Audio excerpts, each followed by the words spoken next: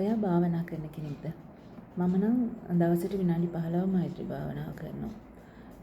ඒක ඇත්තටම ගොඩක් හොඳයි මට ඒකෙන්. මොකද මට ගොඩක් තරහ යනවා. ඒ අර තරහ යන එකේම කන්ට්‍රෝල් වුණා ගොඩක් මේ මෛත්‍රී භාවනාව කරාම. දැන් අවුරුද්ද දෙකක් විතර කරා දිගටම කරනවා. මම මුලින්ම විනාඩි 5ක් විතර කරේ. දැන් මම විනාඩි 15ක් කරනවා.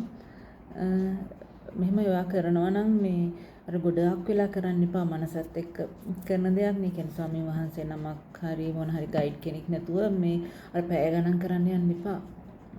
මේ පොඩි වෙලාවක් විනාඩි 5ක් 10ක් කරන්න.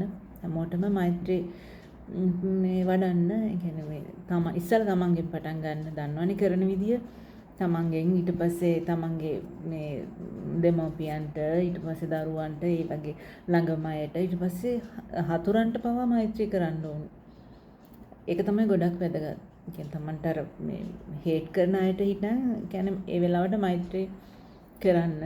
ඊට පස්සේ ලෝකෙටම සත්තුන්ට හැමෝටම අර මේ තමන්ගේ හිතෙන් මෛත්‍රිය වඩන්න.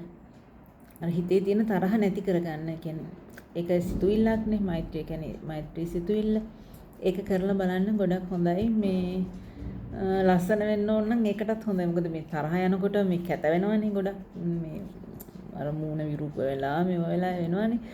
තරහ යන්නේ නැහැ කියන්නේ ගොඩක් හොඳයි. එතකොට ඒක අර ස්කින් එකටත් හොඳයි.